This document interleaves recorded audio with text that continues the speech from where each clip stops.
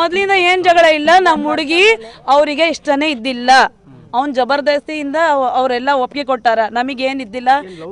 Love marriage ನಾವು arrange ಮಾಡಿವಿ. ಅದು ನಮ್ಮ ಮನೆ ಹತ್ರ ಬಂದು ಹೇಳೋಣ ಹುಡುಗ, ಆ ಹುಡುಗಿಗಳು ಟೋಲ್ ಬಜಾರ್ ರೆಡ್ಡಿ ಕಾಲೋನಿ ಅವ್ರು ಕೂಡ ಇದೆ. ಊರು ಲವ್ ಮ್ಯಾರೇಜ್ ನಾವು ಅರೇಂಜ್ ಮಾಡಿವಿ. ಅವ್ರು ಎಷ್ಟು ಒನ್ ಇಯರ್ ಇಂದ ಇಲ್ಲೇ ಪ್ಯಾರಿ ಮೆಡಿಕಲ್ ಮಾಡ್ತಿದ್ನ ಹುಡುಗಿ. ಅವಾಗೆ ಭೇಟಿ ಮಾಡ್ಯಾನ ಅವ್ನು, ನಮಗೆ ಗೊತ್ತೇ ಇಲ್ಲ. ಆಮೇಲೆ ಆಕೆಗೆ ನೋಡ್ತಿದ್ವಿ, ಅದು ಮದುವೆ ಮಾಡಕ್ಕೆ ಸಂಬಂಧ ನೋಡ್ತಿದ್ವಿ ನಾವು. ಅವಾಗೆ ಬಂದು ನಾನು ಎಲ್ಲ ಪ್ರೀತಿಸ್ತಿದ್ದೀನಿ, ನಾನೇ ಮದುವೆ ಮಾಡ್ಕೊಂತೀನಿ, ನೀವು ಮದುವೆ ಮಾಡಿಲ್ಲಿದ್ರೆ ನಾವು ಎಲ್ಲ ಓಡಿ ಹೋಗ್ಬಿಡ್ತೀವಿ, ಇಲ್ಲಿದ್ರೆ ನಾವು ಸತ್ತು ಬಿಡ್ತೀವಿ ಅಂತ ಹೇಳಿದ್ದ ಅವನು. ಎದಕ್ಕೆ ಆ ಜಗಳ ಬೇಡ, ಅವ್ರು ಒಬ್ರಿಗೆ ಒಪ್ಕೊಂಡ್ಬಿಟ್ಟಾರ. ನಾವು ಅರೇಂಜ್ ಮಾಡೋಣ, ಅವ್ರ ಮನೆ ಅವ್ರು ಬರಬೇಕು, ನಾವು ಮಾತಾಡಿ ನಾವು ಕೊಡೋಣ ಅಂದರೆ ಅವ್ರ ಅಜ್ಜಿ ಅವ್ರ ಅಮ್ಮ ಅವರಪ್ಪ ಎಲ್ಲ ಬಂದು ನಮ್ಮ ಅಕ್ಕನ ಮಾಮನ ಹತ್ರ ಮಾತಾಡಿ ಎಲ್ಲ ಹೋದ್ರು. ನಮ್ಮ ಮಾಮ ಹಂಗೆ ಆಗಲಿ, ಎದಕ್ಕೆ ಅವ್ರವ್ರು ಒಪ್ಗಿದ್ರೆ ನಾವು ಎದಕ್ಕೆ ಬೇಡ ಅನ್ನೋದು. ನಮ್ಮ ಹತ್ರ ಇನ್ನ ಏನು ಅಬ್ಜೆಕ್ಷನ್ ಇದ್ದಿಲ್ಲ ಸರ್. ಬೇಡ ಅಂತ ನಾವು ಸೇರ್ಸಿವಿ ಸರ್. ನಮ್ಮ ಹತ್ರ ಏನು ಕಿರ್ಕಿನೇ ಹೆಂಗೋ ಬಂತು. 8 ತಿಂಗಳ ಕೂಸು ಮನೆಗೆ ಐತೆ ಸರ್, ಕರ್ಕೊಂಡು ಹೋಗ್ಯಾನ ಏನೋ ಒಂದು ಹೇಳಿ ಆಶ್ವಾಸನೆ. ಹೆಂಡತಿ ಆದಮೇಲೆ ಗಂಡ ಏನೋ ಹೇಳೋಣಲ್ಲ ಅಂತೇಳಿ ಪ್ರಯತ್ನ ಪಟ್ಟು ಕರ್ಕೊಂಡು ಹೋಗ್ಯಾನೆ. ಕರ್ಕೊಂಡು ಹೋಗಿ ಮಾಡೋದು ಕೆಲಸ ಎಲ್ಲಿ ಮಾಡೋಣ, ಅದೇನು ಮಾಡೋಣ ಸಿಬ್ಬಂದಿ ಇದು ಮಾಡ್ತಾರೆ. ಅವ್ರು ಮನೆ ಕೂಡ ಏನು ಮಾಡಿಬಿಟ್ರು ಎಲ್ಲರೂ, ಆಯಿತು ಬಿಡು ಗಂಡ ಜೊತೆಗೆ ಹೋಗ್ಯಾಳಲ್ಲ ಅಂತೇಳಿ ಸುಮ್ಮನೆ ಆಗಿಬಿಟ್ರು. ಹೇಳಿದ್ರು ಕೂಡ ಈ ಥರ ಆಗಿದೆ ಅಂತೇಳಿ ಎಲ್ಲೋ ಒಂದು ಕಡೆ ನಮಗೆ ಮಹಿಳಾ ಪೊಲೀಸ್ ಸ್ಟೇಷನ್ ಮೇಲೆ ಸ್ವಲ್ಪ ಇಂಥ ವಿಚಾರಣೆ ಬಹುಶಃ ಭಾಳ ಬರ್ತಾವಲ್ಲಿ, ಅದಕ್ಕೆ ಇದು ಕೂಡ ಒಂದು ನಿರ್ಲಕ್ಷ್ಯತೆ ಮಾಡಿರ್ಬೋದು ಅಂತೇಳಿ ಒಂದು ಭಾವನೆ. SP ಮೇಡಮ್ ಹತ್ರ ಯಾವಾಗ ಈ ಕೇಸ್ ಹೋಯಿತು, ಈ 2 ದಿವಸದಾಗೆ ಸೀರಿಯಸ್ ಆಗೈತೆ ಅಂತ ಹೇಳಿ ನಿರ್ಲಕ್ಷ್ಯ ಮಾಡಿದ್ರು, ಹುಡುಕಾಡಿದ್ರಲ್ಲ ಅಂತ ಹೇಳ್ತಾರೆ. ಇದು ನಾನು ಸೀರಿಯಸ್ ಆಗಿ ಗಂಭೀರ ಪೊಲೀಸ್ ಸ್ಟೇಷನ್ ಮೇಲೆ ಆರೋಪ ಮಾಡ್ತಾ ಇದ್ದೀನಿ. ನಾನು ಸರ್ಕಾರನ ಕೂಡ ಕೇಳ್ಕೊಳ್ಳೋದೇನೆಂದರೆ, ಇಂಥ ವಿಚಾರಣೆ ಬಂದರೆ ಡಿಲೇ ಮಾಡಬಾರ್ದು. ಫಾಸ್ಟ್ ಟ್ರ್ಯಾಕ್ ಕೋರ್ಟ್ ಅಥವಾ ಎನ್ಕೌಂಟ್ರ್ ನಾರ್ತ್ನಾಗ ಹೆಂಗೆ ಎನ್ಕೌಂಟ್ರ್ಗಳು ಮಾಡ್ತಿದ್ದಾರೆ, ಇಂಥ ವಿಷಯಗಳು ಬಂದ್ಬಿಟ್ರೆ ಒಂದು ಭಯ. ಅವ್ನು ಒಂದು ದಿವಸ ನಮ್ಮ ಹುಡುಗಿ ಕರ್ಕೊಂಡೋಗಿ ಸಾಕಿಲ್ಲ ಸರ್. ನಮ್ಮ ಮಾಮ ನೋಡ್ತಿದ್ದಾನ. ಎದಕ್ಕಂದ್ರೆ ಇಬ್ಬಳೇ ಮಕ್ಕಳು. ಅದು ಆಕಿನ ಮದುವೆ ಆದಮೇಲೆ 1 ತಿಂಗಳಿನಲ್ಲಿ ನಮ್ಮ ಅಕ್ಕ ತೀರ್ಕೊಂಡ್ಬಿಟ್ರು. ಇಲ್ಲೇ ಇದ್ದಾರೆ ಅವರು. ಅವ್ನು ಏನಿಲ್ಲ, ಒಂದ್ಸರಿ ಹೇಳ್ತೇನೆ ನಾನು ಫೈನಾನ್ಸ್ ಕೊಡ್ತಿದ್ದೀನಿ, ಒಂದ್ಸರಿ ನಾನು ಸ್ಕ್ರ್ಯಾಪ್ ಮಾಡ್ತೀನಿ, ಒಂದ್ಸಲ ನಾನು ಲ್ಯಾಬ್ ಟೆಕ್ನಿಷಿಯನ್ ಅದು ಇದು ಅಂತ ಹೇಳ್ತಾನ, ಒಂದ್ಸರಿ ಏನೇನ ಅಂತಾನ ಸರ್. ಅವ್ರ ಮಾತಿಗೆ ಏನು ನಮಗೆ ಇದ್ದಿಲ್ಲ. ಗಾಂಜಾ ಹೊಡಿತಿದ್ದಾನಂತ ಪೊಲೀಸವ್ರ ಮುಂದೆ ಹೇಳೋಣ ಸರ್. ಅವರು ಪೊಲೀಸವ್ರ ಮುಂದೆ ಹೇಳೋಣ, ಒಪ್ಪಂಬಿಟ್ಟಾನ. ಮರ್ಡರ್ ಮಾಡಿನಂತ ಕೂಡ ಒಪ್ಪಂಡಾನ. 4 ದಿವಸ ನಮಗೆ ಚೆನ್ನಾಗಿ ಓಡಿಸೋಣ. ಪೊಲೀಸವ್ರು ಎದಕ್ಕೆ ಅವನಿಗೆ ಬಿಟ್ಟಾರ ಹೊರಗೆ? ಏನಿದೆ ಸರ್ ಅದು ನಮಗೆ ಇನ್ನ. ಕುಡ್ತೀನಿ ಬೈಪಾಸ್ ಹತ್ತಿರ ಇರುವಂತಹ ಒಂದು ಇಟ್ಟಿಗೆ ಬಟ್ಟಿ ಹತ್ರ ಒಂದು ಅನ್ಐಡೆಂಟಿಫೈಡ್ ಮೃತದೇಹ ಕಂಡು ಬಂದಿದ್ದು, ಅದರ ಬಗ್ಗೆ ಮಾಹಿತಿ ಲೋಕಲ್ ಪೊಲೀಸ್ ಸ್ಟೇಷನ್ಗೆ ನೀಡಿದಾಗ ಅಲ್ಲಿ ಲೋಕಲ್ ಠಾಣಾಧಿಕಾರಿಗಳು ಜಾಗಕ್ಕೆ ತೆರಳಿ ಈಗಾಗಲೇ ನಮ್ಮ ಜಿಲ್ಲೆಯ ಉಮನ್ ಪೊಲೀಸ್ ಸ್ಟೇಷನಲ್ಲಿ ಒಂದು ಮಹಿಳಾ ಕಾಣೆ ಪ್ರಕರಣ ದಾಖಲಾಗಿದ್ದು, ಅದಕ್ಕೆ ಸಂಬಂಧಪಟ್ಟಂತೆ ಈ ಮೃತದೇಹ ಮ್ಯಾಚ್ ಆಗುತ್ತಾ ಅಂಥೇಳಿ ಮಹಿಳಾ ಠಾಣೆಗೆ ಮಾಹಿತಿಯನ್ನು ನೀಡಿರ್ತಾರೆ. ಆನಂತರದಲ್ಲಿ ಈ ಫಿರ್ಯಾದಿದಾರರನ್ನ ಕರೆದು ವಿಚಾರಣೆ ಮಾಡಿದಾಗ ಹೌದು ಅವರ ಮಗಳ ಮೃತದೇಹ ಅನ್ನುವಂಥದ್ದನ್ನು ಫಿರ್ಯಾದಿದಾರರು ಮಹಿಳಾ ಠಾಣೆಯಲ್ಲಿ ದಾಖಲಾಗಿದ್ದಂತಹ ಕಾಣೆಯಾದ ಪ್ರಕರಣದಲ್ಲಿದ್ದಂತಹ ಫಿರ್ಯಾದಿದಾರರು ಈಗ ಮಹಿಳೆಯ ಒಂದು ಮೃತದೇಹ ಪತ್ತೆ ಆದ ನಂತರ ಅವನನ್ನು ನಾವು ಈಗಾಗಲೇ ಕಸ್ಟಡಿಗೆ ತಗೊಂಡಿದ್ದು, ಅವನನ್ನು ವಿಚಾರಣೆ ಮಾಡಿದಾಗ ಅವನು ಈ ಒಂದು ಅಫೆನ್ಸನ್ನು ಮಾಡಿರುವುದಾಗಿ ನಮಗೆ ತಿಳಿಸಿ, ಅಫೆನ್ಸನ್ನು ಯಾವ ರೀತಿ ಮಾಡಿದ್ದಾನೆ ಅನ್ನೋಂಥದ್ದನ್ನು ಕೂಡ ಕನ್ಫ್ಯೂಸ್ ಮಾಡಿರ್ತಾನೆ. ಈ ಪ್ರಕರಣ. ಅಸ್ಸಲಾಮು ಅಲೈಕುಂ ವರಹಮತುಲ್ಲಾಹಿ ವಬರಕಾತು. ಪ್ರಿಯರೇ, ಹೇಗಿದ್ದೀರಾ? ನಾನು ನಿಮ್ಮ ಅಬು ರಾಜಿ ಸವಣೂರು. ಅಫ್ರೀನಾ ಕೇವಲ 22 ವರ್ಷದ ವಯಸ್ಸು, ಮಡಿಲಲ್ಲಿ 8 ತಿಂಗಳ ಪುಟ್ಟ ಕಂದಮ್ಮ, ಹೃದಯ ತುಂಬ ಕನಸುಗಳು, ಬದುಕಿನ ಬಗ್ಗೆ 1000 ಆಶೆಗಳು. ಆದರೆ ಒಂದು ರಾತ್ರಿ ಆ ಎಲ್ಲ ಕನಸುಗಳು ಚೂರು ಚೂರಾಗಿ ಹೋದವು. ಈ ಕಥೆಯಲ್ಲಿ ಇದೆ ಒಂದು ಹುಟ್ಟುಹಬ್ಬ, ಒಂದು ಮಗು, ಒಂದು ಬೈಕ್ ಪ್ರಯಾಣ, ಒಂದು ಕಾಣೆಯಾಗುವಿಕೆ ಮತ್ತು ನಂತರ ಹೊರಬಂದ ಆಘಾತಕಾರಿ ಸತ್ಯ. ಈ ಕತೆ ಕೇಳುವಾಗ ನಿಮ್ಮ ಮನಸ್ಸಲ್ಲಿ ಒಂದೇ ಪ್ರಶ್ನೆ ಮೂಡಬಹುದು. ಒಬ್ಬ ಹೆಣ್ಣು ಮಗಳು ತನ್ನ ಜೀವನದ ಬಗ್ಗೆ ಇಷ್ಟೊಂದು ಭರವಸೆ ಇಟ್ಟುಕೊಂಡಿದ್ದಾಗ ಕೆಲವೇ ಗಂಟೆಗಳಲ್ಲಿ ಎಲ್ಲವೂ ಹೇಗೆ ಬದಲಾಯಿತು? ಪ್ರೇಕ್ಷಕರೇ, ಕೆಲವೊಮ್ಮೆ ಒಂದು ಸುದ್ದಿ ಕೇವಲ ಸುದ್ದಿಯಾಗಿರುವುದಿಲ್ಲ, ಅದು ಒಂದು ಕುಟುಂಬದ ಕಣ್ಣೀರು, ಒಂದು ತಾಯಿಯ ನಿಟ್ಟುಸಿರು, ಒಂದು ಮಗುವಿನ ಮೌನ ಆಕ್ರಂದನ ಮತ್ತು ಇಡೀ ಸಮಾಜಕ್ಕೆ ಒಂದು ಎಚ್ಚರಿಕೆಯ ಗಂಟೆಯಾಗಿರುತ್ತದೆ. ಇಂದು ನಾವು ಚರ್ಚಿಸಿರುವ ಘಟನೆಯು ಅಂತಹದ್ದೇ. ಒಂದು ಘಟನೆ, ಅಫ್ರೀನಾ ಅವಳ ಬದುಕಿನಲ್ಲಿ ನಡೆದ ಈ ದುರಂತ ಅನೇಕ ಪ್ರಶ್ನೆಗಳು ಹುಟ್ಟುಹಾಕಿದೆ. ಒಂದು ನಿಕಾಹ್, ಒಂದು ಕುಟುಂಬ, ಒಂದು ಪುಟ್ಟ ಮಗು ಮತ್ತು ಮತ್ತು ನಂತರ ನಡೆದ ಘಟನೆಗಳ ಸರಣಿ, ಈ ಕಥೆಯನ್ನು ಕೇಳುವಾಗ ನಿಮ್ಮ ಮನಸ್ಸಲ್ಲಿ ಮತ್ತೆ ಮತ್ತೆ ಒಂದೇ ಪ್ರಶ್ನೆ ಮೂಡಬಹುದು, ಇದು ಈ ಅಂತಹಕ್ಕೆ ಹೇಗೆ ತಲುಪಿತು? ಲಭ್ಯವಿರುವ ವರದಿಗಳ ಪ್ರಕಾರ ಅಫ್ರೀನಾ ತಮ್ಮ ವೈವಾಹಿಕ ಜೀವನವನ್ನು ಉತ್ತಮ ಭವಿಷ್ಯದ ಕನಸುಗಳೊಂದಿಗೆ ಆರಂಭಿಸಿದ್ದರು. ಪ್ರತಿಯೊಬ್ಬ ಯುವತಿಯಂತೆ ಅವರಿಗೂ ಒಂದು ಸಂತೋಷದ ಮನೆ, ಪ್ರೀತಿಯ ಕುಟುಂಬ ಮತ್ತು ನೆಮ್ಮದಿಯ ಬದುಕಿನ ಕನಸಿತ್ತು. ಅಫ್ರೀನಾ ತಮ್ಮ ಪುಟ್ಟ ಮಗುವಿನೊಂದಿಗೆ ತವರು ಮನೆಯಲ್ಲಿದ್ದಳು ಎಂದು ವರದಿಗಳು ತಿಳಿಸಿವೆ. ಆದರೆ ಪ್ರತಿಯೊಂದು ಸಂಬಂಧದಲ್ಲೂ ಇರುವಂತೆ ಒಂದು ದಿನ ಎಲ್ಲವೂ ಸರಿಯಾಗಬಹುದು ಎಂಬ ಆಶೆಯೂ ಇತ್ತು.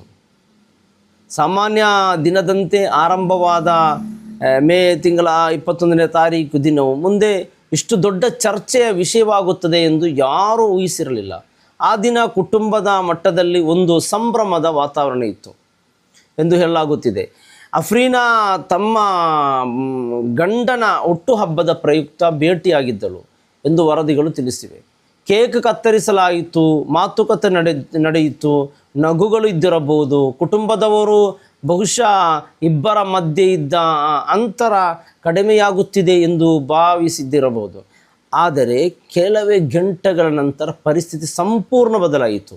ರಾತ್ರಿ ಮುಂದುವರಿಯಿತು, ಆದರೆ ಅಫ್ರೀನಾ ಮನೆಗೆ ಮರಳಲಿಲ್ಲ.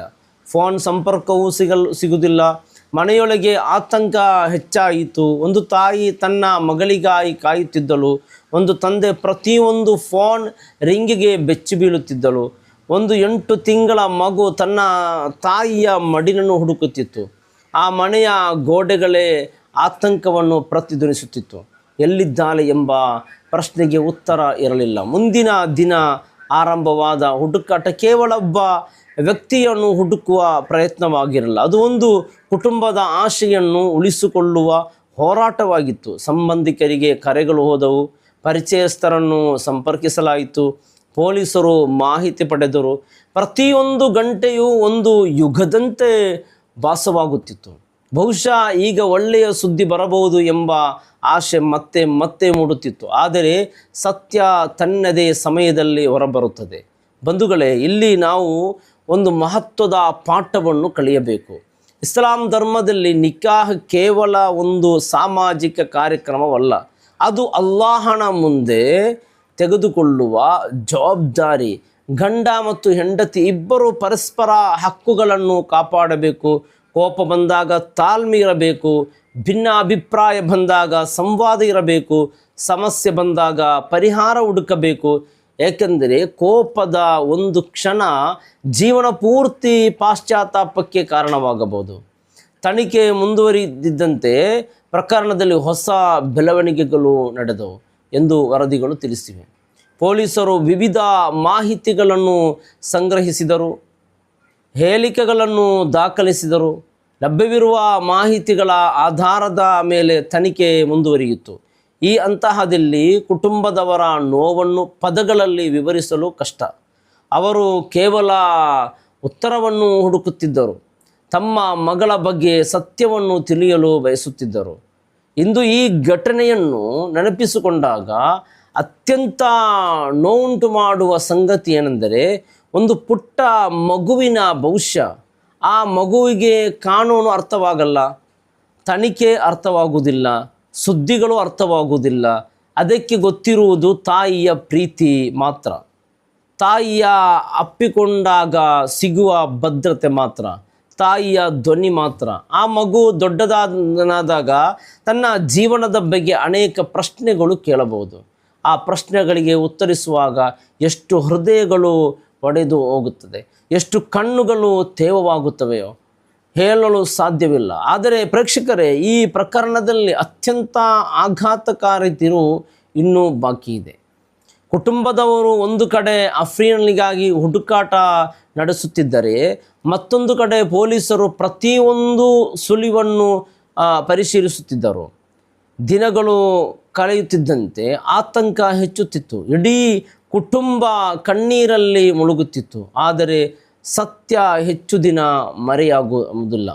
ಲಭ್ಯವಿರುವ ವರದಿಗಳ ಪ್ರಕಾರ ಪೊಲೀಸರ ವಿಚಾರಣೆ ತೀವ್ರಗೊಂಡಂತೆ ಪ್ರಕರಣ ಹೊಸ ತಿರುವು ಪಡೆದುಕೊಂಡಿತ್ತು. ತನಿಖೆಯ ವೇಳೆ ಅಫ್ರೀನಾ ಅವಳ ಗಂಡ ಪತಿ ನೂರ್ ಅಹ್ಮದ್ ಅವರ ಮೇಲೆ ಅನುಮಾನ ಕೇಂದ್ರಕವಾಗಿತ್ತು ಎನ್ನಲಾಗುತ್ತದೆ. ಬಳಿಕ ನಡೆದ ಬೆಳವಣಿಗೆಗಳಲ್ಲಿ ಪೊಲೀಸರ ಮುಂದೆ ಆತ ಶರಣಾಗಿದ್ದಾನೆ, ಪ್ರಕರಣಕ್ಕೆ ಸಂಬಂಧಿಸಿದ ಮಾಹಿತಿಗಳು ನೀಡಿದ್ದಾನೆ ಎಂದು ವರದಿಗಳು ತಿಳಿಸಿವೆ.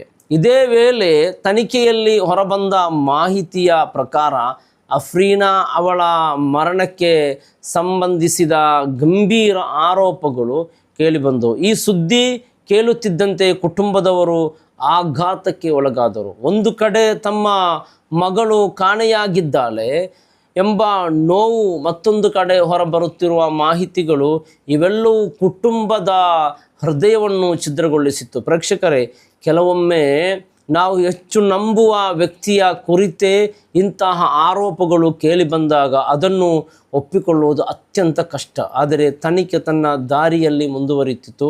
ಪೊಲೀಸರ ಪ್ರಕಾರ ಪ್ರಕರಣದ ಸತ್ಯಾಂಶಗಳನ್ನು ಹೊರತರುವ ಪ್ರಯತ್ನ ಮುಂದುವರಿಯಿತು. ಮತ್ತು ಇದೇ ಅಂತಹದಲ್ಲಿ ಈ ಪ್ರಕರಣ ಕೇವಲ ಕಾಣೆಯಾದ ಪ್ರಕರಣವಲ್ಲ, ಇಡೀ ರಾಜ್ಯದ ಗಮನ ಸೆಳೆದ ಪ್ರಕರಣವಾಗಿ ಬದಲಾಯಿತು. ಇಸ್ಲಾಂ ನಮಗೆ ಕಲಿಸುವ ದೊಡ್ಡ ಪಾಠವೆಂದರೆ ಪ್ರತಿಯೊಂದು ಜೀವವು ಅಮೂಲ್ಯ, ಪ್ರತಿಯೊಂದು ಸಂಬಂಧವು ಜವಾಬ್ದಾರಿ, ಪ್ರತಿಯೊಂದು ಮಾತಿಗೂ ಪ್ರತಿಯೊಂದು ಕೃತ್ಯಕ್ಕೂ ಒಂದು ಪರಿಣಾಮ ಇರುತ್ತದೆ. ಅದಕ್ಕಾಗಿ ಕುರ್ಆನ್ ಮತ್ತು ಹದೀಸ್ಗಳು ನ್ಯಾಯ, ಕರುಣೆ ಮತ್ತು ತಾಳ್ಮೆಯನ್ನು ಮತ್ತೆ ಮತ್ತೆ ಒತ್ತಿ ಹೇಳುತ್ತವೆ.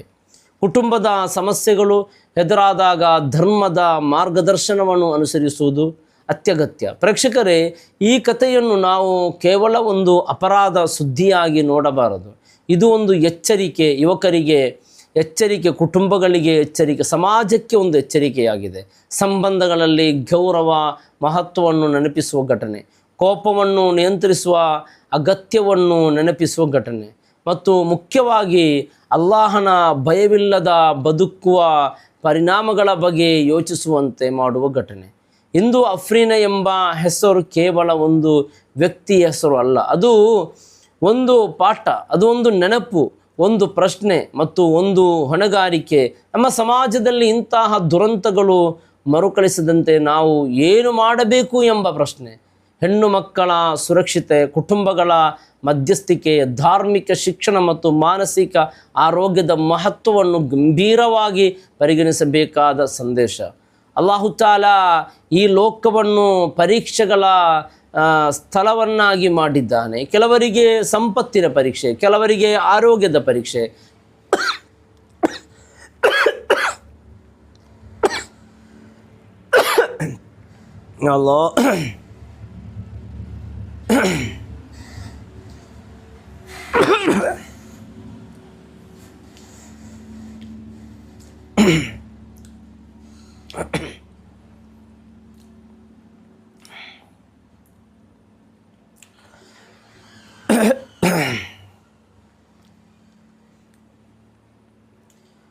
ಕೆಲವರಿಗೆ ಸಂಪತ್ತಿನ ಪರೀಕ್ಷೆ, ಕೆಲವರಿಗೆ ಆರೋಗ್ಯದ ಪರೀಕ್ಷೆ, ಕೆಲವರಿಗೆ ಸಂಬಂಧಗಳ ಪರೀಕ್ಷೆ.